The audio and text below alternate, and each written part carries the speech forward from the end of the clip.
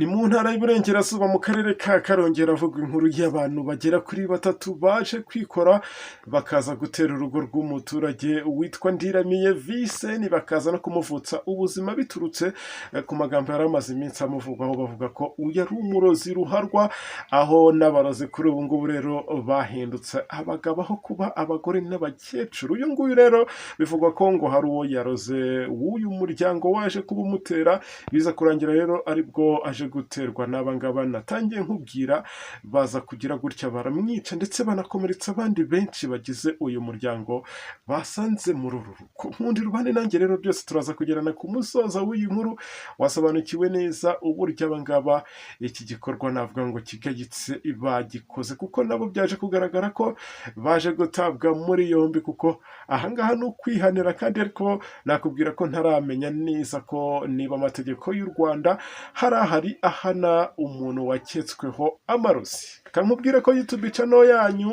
ari nayo yacu ikiri yayine nisubiza TV, aha ni ukura amakuru aba yizewe kandi amakuru aba agezweho. Nkundi rero nanya kugeza ubashe gusobanukirwa neza ibyabira ahangaha muri aka karere ka Karongi mu ntara y'Iburengera bwaryo. N'abandi rero bakigera kuri uyu miyoboro wa YouTube channel aribwo bwa mbere, reka tubasabe gukora subscribe cyangwa sabone bitewe nuko mubyita. Murabizi ko ahangaha ariho bibera, murabizi ko ahangaha ariho amakuru aba yizewe, amakuru abagezweho mukura. Kandi ahangaha narakubwiye ngo nujya ugera ahangaha ujye umenya ko ibintu byose bigiye gusobanuka. Ibitekerezo byanyu ni ingenzi, ndetse ari nako mugenda mulayikinga iyi nkuru. Reka dutangire kuko murabizi ko igihe cyo gihenda, kandi tujye tumenya gukoresha igihe cyacu neza. Nk'uko iyi nkuru ngiye kugenda nyikubwira rero mu ntara y'Iburengerazuba mu karere ka Karongi, nakubwira ko abantu bagera kuri batatu aribo bagize gutya bafata intwaro zigiye zitandukanye bajya mu muryango w'uyu nguyu witwa Ndiramiye Viseni w'imyaka 55 y'amavuko,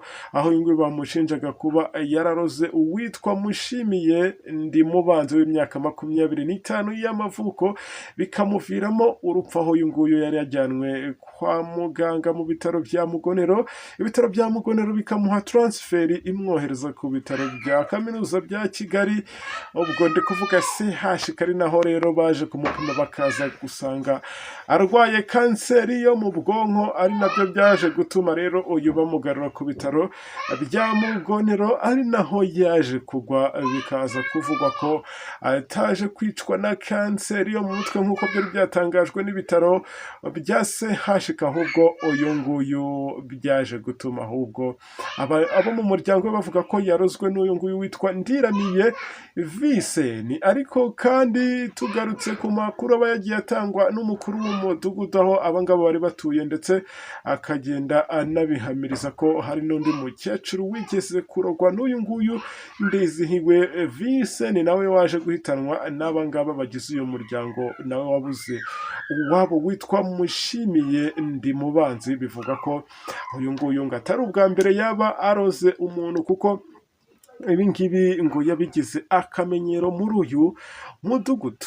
Ubwo murumva ko n'ubundi niba amarozi cyangwa se uburozi, reka tuvuga abarozi, niba n'abagabo basigaye baroga, murumva ko ibintu bimaje kugera ku rundi rwego. Ariko kandi nakubwira ko abangaba bagera kuri batatu bose bashobora kuba bahise banatabwa muri yombi n'urwego rw'igihugu rw'ubugenzacyaha RIB, aho bakurikiranyweho kwica batemye cyangwa se batemaguye uyu Ndiramiye Viseni w'imyaka 55 y'amavuko. Ibi ngibi nakubwira ko byabereye muri uyu mudugudu wa Karambo muri aka kagari ka Gisovu, ni muri uyu murenge wa Twumba mu karere ka Karongi mu ntara y'Iburengerazuba. Aba rero bakaba batawe muri yombi uko ari batatu. Uwa mbere nakubwira ko yitwa Habimana Mvuye kure bakunda guhimba amatunguru w'imyaka 30 y'amavuko, akaba ari kumwe n'uyu nguyu wundi witwa Uwiringiyimana Esther w'imyaka 26 y'amavuko.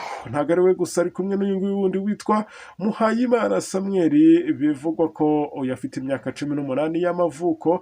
Abangaba bombi uko ari batatu rero bakaba bavugwa ko uretse no kuba bishuriye mugabo witwa Viana bashinja amarozi, banakomerekeje cyane abandi bantu basanze muri uriya rugo rw'uyu nguyu nyakwigendera. Gusa kandi ngarutse ku mukuru w'umudugudu wa Karambo, Nteziryimana Nyirizina Evariste we akomeza avuga ko intandaro y'urwo rugomo ari ugukekeranya cyangwa se ari ugukeka ko ari amarozi, aho bamwe mu baturanyi ba nyakwigendera Ndiramiye Viseni bakomeza bavuga ko asanzwe uriya n'ubundi ngo yarasanzwe aroga. Intandaro rero nyirizina yabaye urupfu rw'uriya Mushimiye Ndimubanzi wo muri uyu mudugudu wa Nyaruyaga muri aka kagari ka Gitabura, aho uyu yapfuye, aho bigaragara ko yapfuye ngo urupfu rw'amayobera, aho ngo rero yasize umugore n'umwana umwe. Yakomeje avuga ko